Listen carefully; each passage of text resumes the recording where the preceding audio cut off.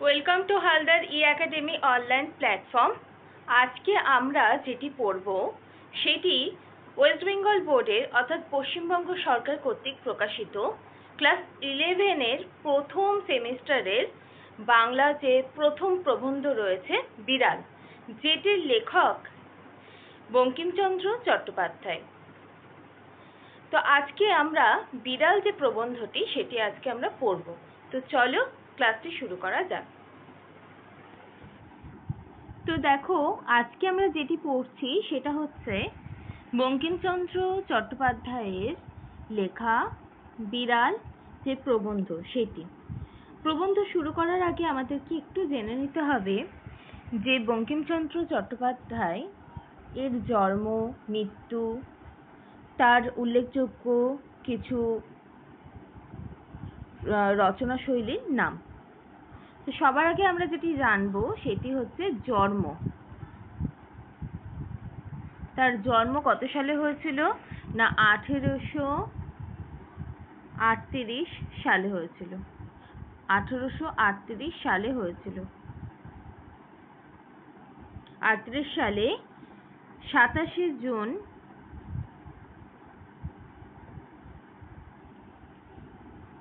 পশ্চিমবঙ্গের যে 24 পরগনা রয়েছে তার কাঁঠালপাড়া গ্রামে এই বঙ্কিমচন্দ্র চট্টোপাধ্যায়ের জন্ম হয়েছিল এবং তার মৃত্যু হয়েছিল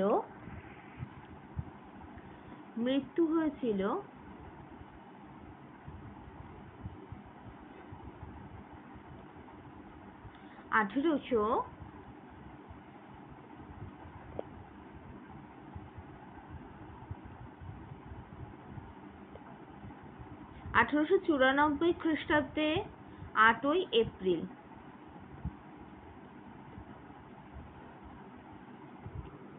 কলকাতার যে নিজস্ব ভবন ছিল বঙ্কিমচন্দ্রের, সেই বঙ্কিমচন্দ্র চট্টোপাধ্যায়ের নিজস্ব বাড়িতেই কবির মৃত্যু হয়েছিল। তার পিতা যাদবচন্দ্র চট্টোপাধ্যায় তিনি একজন নামকরা ডেপুটি কালেক্টর ছিলেন মেদিনীপুরে এবং তার মাতা ছিলেন দুর্গা দেবী। তার সম্পর্কে, এই বঙ্কিমচন্দ্র চট্টোপাধ্যায় সম্পর্কে জানতে গেলে আমরা যেটা জানি যে বন্দে মাতরম, বন্দে মাতরম, বন্দে মাতরম যে মন্ত্র, তার প্রধান উদ্যোক্তাই ছিলেন বঙ্কিমচন্দ্র চট্টোপাধ্যায় এবং এই মন্ত্র 1937 খ্রিস্টাব্দে কি হয়েছিল? ভারতের যে জাতীয় কংগ্রেস কর্তৃক ভারতের জাতীয় স্তোত্রের স্বীকৃতি পায়।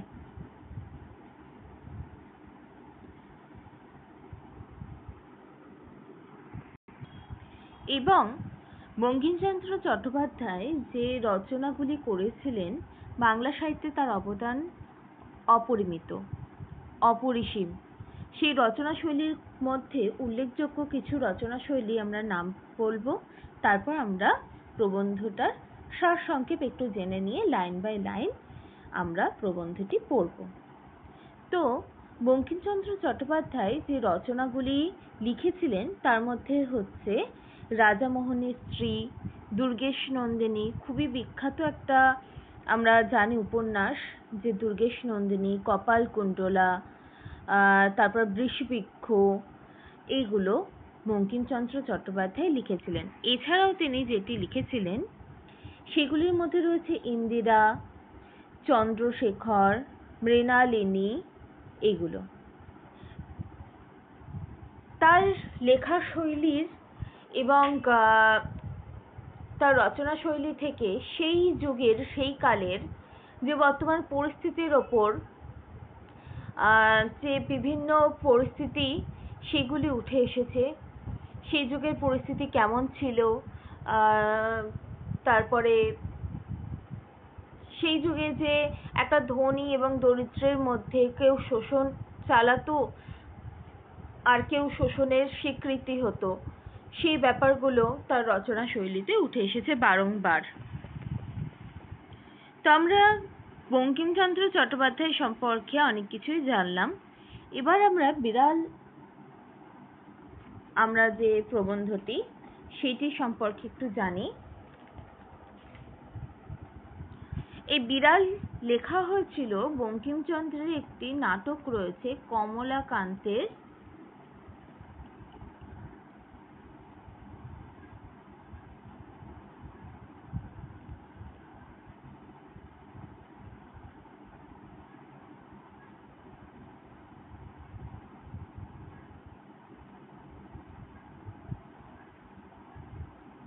দপ্তর নামে।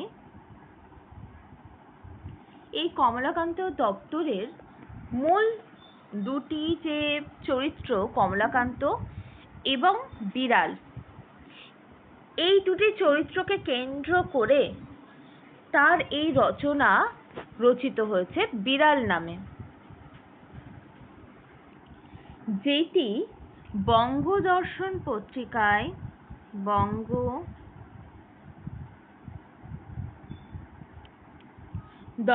পত্রিকাতে কমলাকান্তের দপ্তরের 13 সংখ্যক প্রস্তাবনা থেকে নেওয়া হয়েছে। 13 সংখ্যক, মনে থাকবে 13 সংখ্যক। এবং এই বিড়াল এটি প্রথম প্রকাশিত হয়েছিল 1280 খ্রিস্টাব্দে। 1280 খ্রিস্টাব্দে। আর বই আকারে কমলাকান্তের যে প্রথম ভাগ প্রকাশিত হয়েছিল, এই যে কমলাকান্ত আমরা যেটি পড়লাম, কমলাকান্তের ভাগ প্রথম প্রকাশিত হয়েছিল হচ্ছে 1875 খ্রিস্টাব্দ। 1875 খ্রিস্টাব্দ। এখানে এই যে বিড়াল, প্রথমে আমরা যেটা নামকরণ পাচ্ছি যে বিড়াল, এই বিড়াল হচ্ছে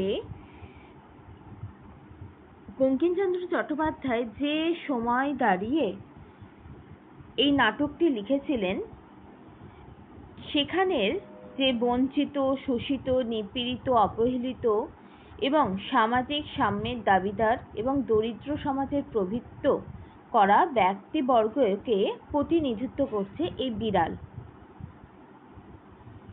এবং এই যে প্রবন্ধ, সেই প্রবন্ধে আমরা দেখতে পাই যে কমলাকান্ত দপ্তরের নাটকের যে প্রধান চরিত্র কমলাকান্ত, সে একজন বৃদ্ধ এবং তিনি কি খাচ্ছেন না, তিনি আফিং খেয়ে একদম টইটম্বুর হয়ে সে দেখতে পাচ্ছে নিজেকে যে সে হয়তো একবার হয়ে গেছে কি না নেপোলিয়ান, এবং তিনি ওয়াটারলুর যুদ্ধ জিততে পারছেন কিনা তার মনের যে সংশয়, সেটা একবার কোথাও গিয়ে ভাবছেন যে তিনি ওয়ালিংটনের সঙ্গে কথা বলছেন, এবং এই ওয়ালিংটনকে তিনি ওই কমলাকান্ত দপ্তরের যে আরেকটি চরিত্রের কথা বললাম বিড়াল, যিনি নিপীড়িত, যিনি অবহেলিত, সামাজিক সাম্যের দাবিদার এবং দরিদ্র সমাজের প্রতিনিধিত্ব করছেন, সেই বিড়ালকে ওয়ালিংটনের সঙ্গে তুলনা করে তার সঙ্গে কথোপকথন, এই সমস্ত কিছু। এবং সেখানে আরো একটা চরিত্র আমরা পাচ্ছি প্রসন্ন গোয়ালিনী বলে, সেই গোয়ালিনীর সঙ্গে গোয়ালিনী যে কমলাকান্তের জন্য খাবার প্রস্তুত করছেন, এই সমস্ত কিছু ঘটনা নিয়ে বলা বাহুল্য যে ধনতন্ত্র এবং সমাজতন্ত্রের পারস্পরিক বিরোধী মতামতের আলোচনায় এই প্রবন্ধের মূল উপজীব্য বিষয়। তাহলে এবার আমরা লাইন ধরে পড়তে শুরু করি এবং মানে বুঝতেও শুরু করি কি আছে। দেখো, বলেছে যে আমি, এখানে আমিটা কে? আমিটা হচ্ছে কমলাকান্ত নিজে।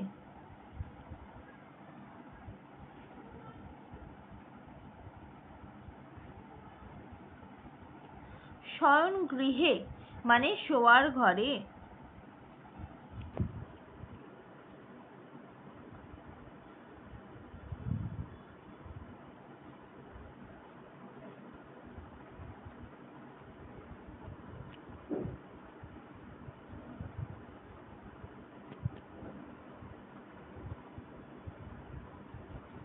চারপাইয়ের ওপর বসিয়া হুঁকা হাতে ঝিমাইতেছিলাম। চারপাই মানে 4 পা বিশিষ্ট যে খাট, যাকে আমরা বলি খাটিয়া,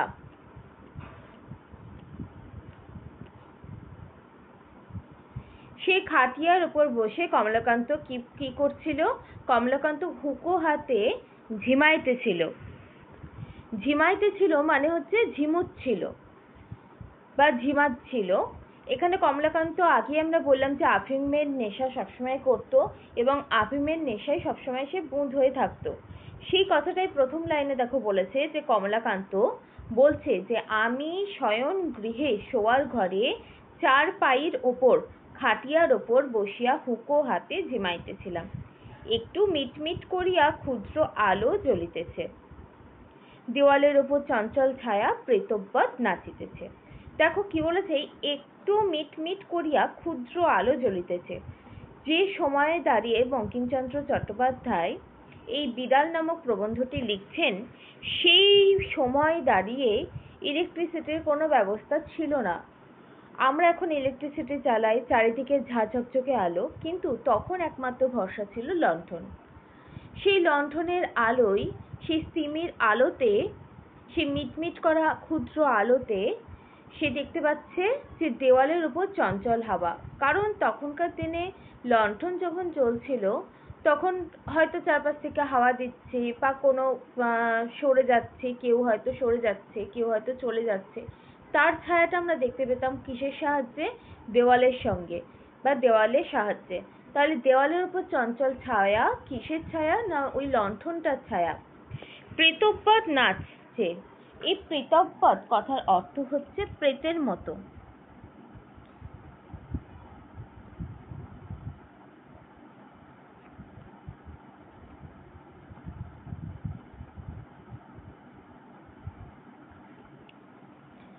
প্রেতের মতো যেন সেই আলোটি দেওয়ালের ওপর নাচানাচি করছে বা চঞ্চল হয়ে উঠছে, সেটা বলতে পারি, সেই লণ্ঠনের আলোটা। আচ্ছা, তারপর আহার প্রস্তুত হয় নাই, এই জন্য হুঁকা হাতে নিমীলিত লোচনে আমি ভাবিতেছিলাম যে আমি যদি নেপোলিয়ান হতাম তবে ওয়াটারলু জিতিতে পারিতাম কিনা। দেখো, কমলাকান্তের জন্য যে খাবার প্রস্তুত করতে গেছে সে এখনো অবধি আসেনি, অর্থাৎ খাবার এখনো প্রস্তুত হয়নি বলে সে তার খিদে মেটানোর জন্য বা তার স্বাবলম্বন হিসাবে সেই হুঁকোটাকে বেছে নিয়েছে। এবং তাই বলছে হুঁকো হাতে নিমীলিত লোচনে মানে চোখ বুজে।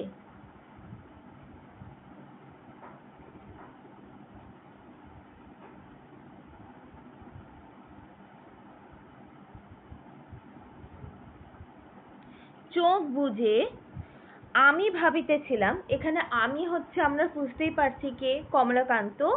কমলাকান্ত কি করেছে? কমলাকান্ত ভাবছিল, বসে বসে ভাবছিল হুঁকো হাতে নিয়ে, যে আমি যদি নেপোলিয়ান হতুম। এখানে নেপোলিয়ান কে? নেপোলিয়ান হচ্ছে দিগ্বিজয়ী ফরাসি একজন সম্রাট, একজন রাজা। সেই ফরাসি রাজার সঙ্গে কমলাকান্ত নিজেকে তার স্থানে বসিয়ে সে ভাবছে তবে ওয়াটারলু জিতিতে পারিতাম কিনা। ওয়াটারলু যুদ্ধ সম্পর্কে আমরা একটু যদি বলি, এই ওয়াটারলু যুদ্ধ হয়েছিল 1815 খ্রিস্টাব্দে 18ই জুন। বেলজিয়ামের ওয়াটারলুর নামে জায়গায় ফরাসি সম্রাট নেপোলিয়ান এবং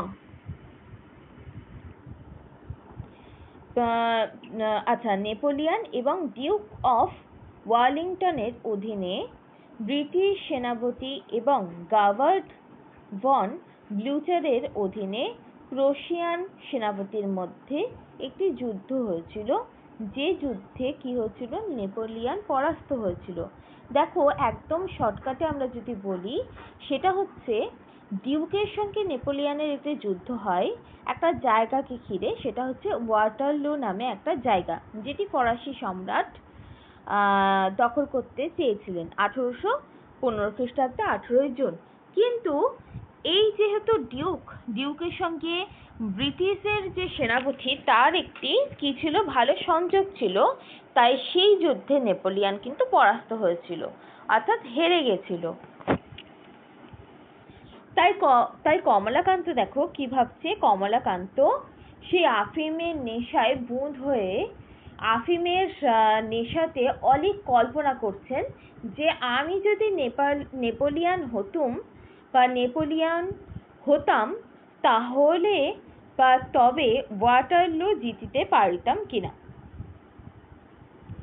ইমত সময়ে একটু ক্ষুদ্র শব্দ হলো ম্যাও। এই সময়, যে সময়টা কমলাকান্ত বসে বসে অলিক কল্পনা করছে, সেই সময় বসে বসে কি করছে দেখো, সেই সময় একটা ক্ষুদ্র শব্দ কমলাকান্ত পাচ্ছে। সেই শব্দটা কি? ম্যাও। অর্থাৎ কোনো বিড়াল হয়তো সেই সময় ডেকেছে। কিন্তু কমলাকান্ত তো আফিমের নেশায় উচ্ছন্ন, সে বর্তমান পরিস্থিতির সঙ্গে বা বর্তমান জগতে কি হচ্ছে তার বোঝার মতো ক্ষমতা সে একটু হারিয়েছে।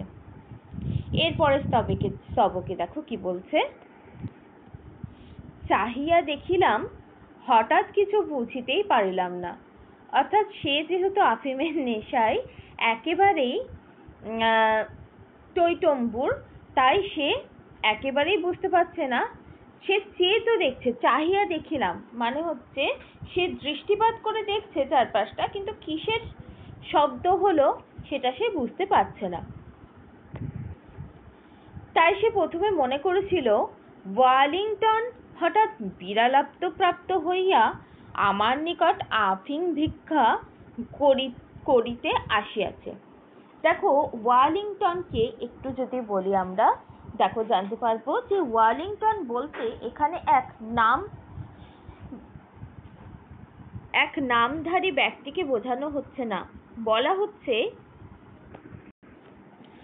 হচ্ছে ডিউক অফ ওয়েলিংটনের কথা।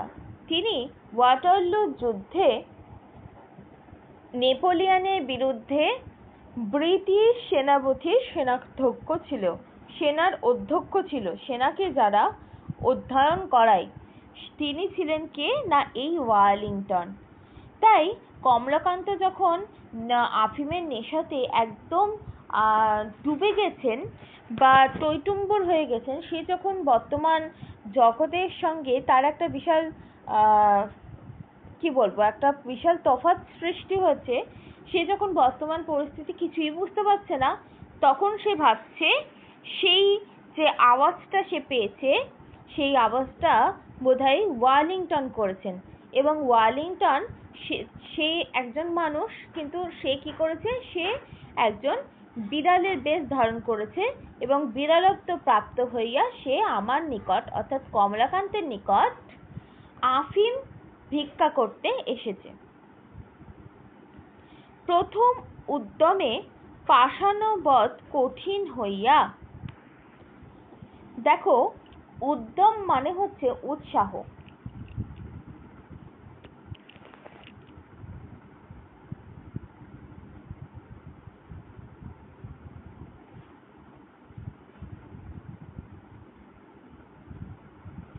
এই উদ্যমে মানে হচ্ছে উৎসাহ।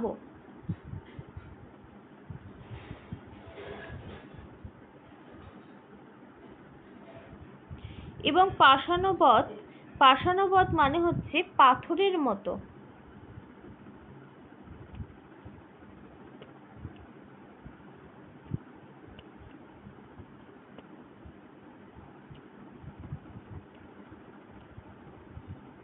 অর্থাৎ পাথর যেমন শক্ত হয়, তেমনি কমলাকান্ত প্রথমে নিজের যে মন সেটাকে পাষাণের মতো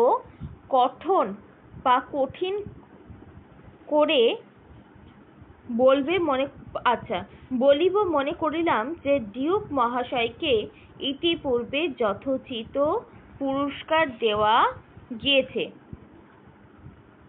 অর্থাৎ কমলাকান্ত সে কি করবে ভেবেছে, সে ভেবেছে যে ওয়েলিংটনকে সে আর কোনো পুরস্কার দেবে না। তাই সে বলেছে যে পাষাণবধ, মনটাকে সে পাষাণের মতো শক্ত করে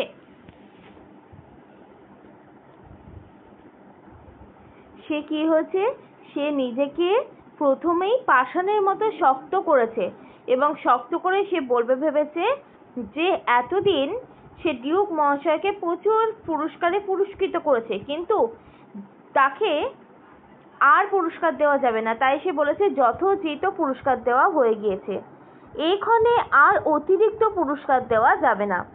আর এখন কি করা যাবে না, আর এখন কিছুতেই পুরস্কার দেওয়া যাবে না, অতিরিক্ত পুরস্কার দেওয়া যাবে না। যতটুকু পুরস্কার দেওয়া সেই কমলাকান্ত সে নিজে দিয়ে দিয়েছে। এরপরে দেখো বলছে বিশেষ অপরিমিত লোভ ভালো নহে। দেখো এখানে এই যে পুরস্কারের কথা বলছে বারবার, এই পুরস্কারটা কি দেখো, যখন নেপোলিয়ন হেরে গেছিল, নেপোলিয়নের হারের পর 1815 খ্রিস্টাব্দে প্যারিস একটি চুক্তি হয়েছিল। সেই চুক্তি অনুযায়ী নির্ধারিত হয়েছিল যে ফ্রান্সকে 700 মিলিয়ন ফ্রাঙ্ক ক্ষতিপূরণ দিতে হবে। উপরন্তু কি দিতে হবে, এই ক্ষতিপূরণের পাশাপাশি 5 বছরের জন্য ফ্রান্সের যে অংশগুলি মিত্রপক্ষ, অর্থাৎ তাদেরকে কি করতে হবে, মিত্রপক্ষের যে সৈন্য, সেই সৈন্যগুলোকে এবং মিত্রপক্ষের সমস্ত খরচ, যেমন মজুরি হতে পারে, বিধান থাকার ব্যবস্থা হতে পারে ইত্যাদি, সমস্ত রকম খরচ কাকে বহন করতে হবে, সে ফ্রান্সকে বহন করতে হবে। এই খরচের পরিমাণ প্রতি বছরের ন্যায় 200 মিলিয়ন ফ্রাঙ্ক হিসেবে ধার্য করা হয়েছিল। তাই সে বারবার কমলাকান্ত বলছে পুরস্কারের কথা, যে যতটা পুরস্কার দেওয়ার কথা ছিল সে ততটা কিন্তু দিয়ে দিয়েছে, কিন্তু অপরিমিত অর্থাৎ প্রচুর পরিমাণে, অপরিমিত মানে হচ্ছে প্রচুর পরিমাণে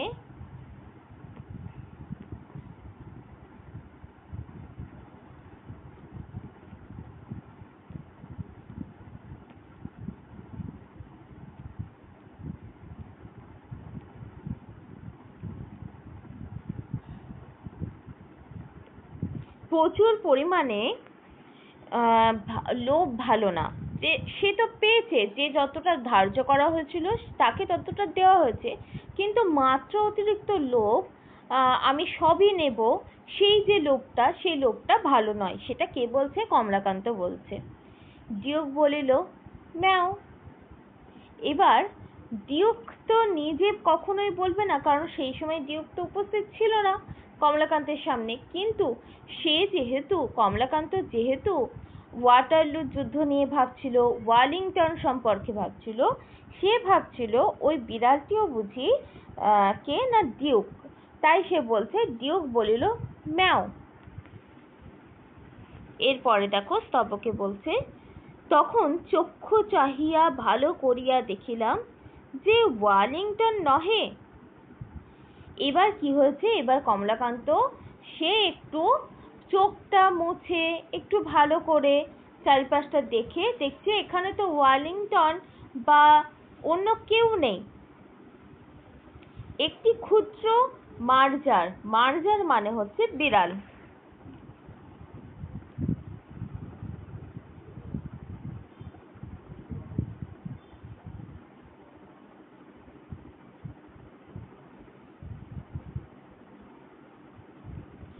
একটি ক্ষুদ্র মার্জার প্রসন্ন আমার জন্য যে দুগ্ধ রাখিয়া, আচ্ছা একটি ক্ষুদ্র মার্জার মানে হচ্ছে, এবার দেখলো কমলাকান্ত যে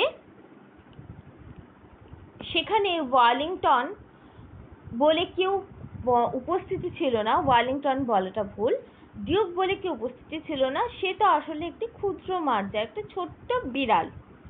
প্রসন্ন আমার জন্য যে দুগ্ধ রাখিয়া গিয়াছে তাহা নিঃশেষ করিয়া উদার সাত করিয়াছে। কি বলছে দেখো, প্রসন্ন, এখানে আরেকটা আমরা চরিত্র যে পেলাম, সেই প্রসন্ন হচ্ছে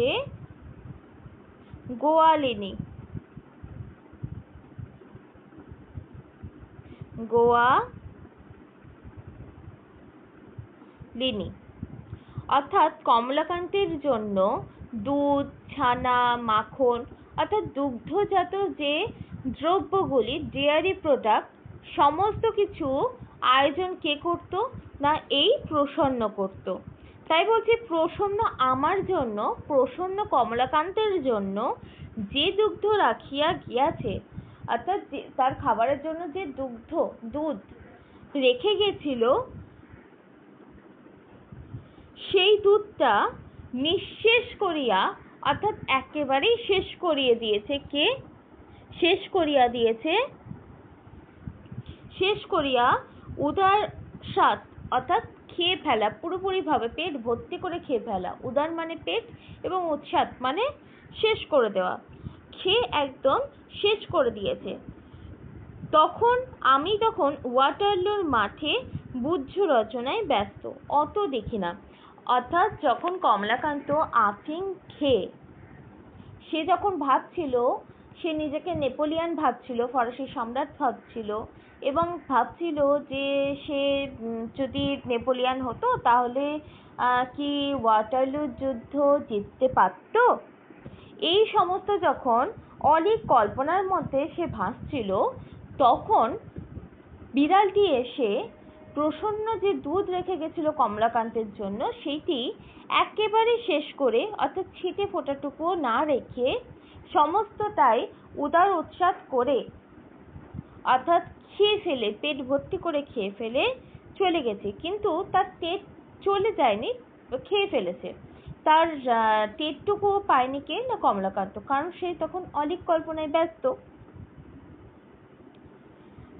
এরপর দেখো বলছে, এখানে মার্জার সুন্দরী। এবার কি বলছে? মার্জারকে সুন্দরী বলছে, অর্থাৎ বিড়ালকে সুন্দরী বলছে, কারণ বিড়াল দেখতে খুবই কিউট হয়, সুইট হয়, এবং কি হয়, তার গা গুলো এত নরম হয়, বা তার যে ডাকটা সেটা এতটাই নরম হয়, তাই সে বলছে মার্জারকে সুন্দরীর সঙ্গে তুলনা করছে, এবং তুলনা করে বলছে নির্জল দুগ্ধপানে পরিতৃপ্ত হইয়া আপন মনের সুখে এই জগতে প্রকটিত করবার অভিপ্রায়ে অতি মধুর স্বরে বলিতেছেন ম্যাও।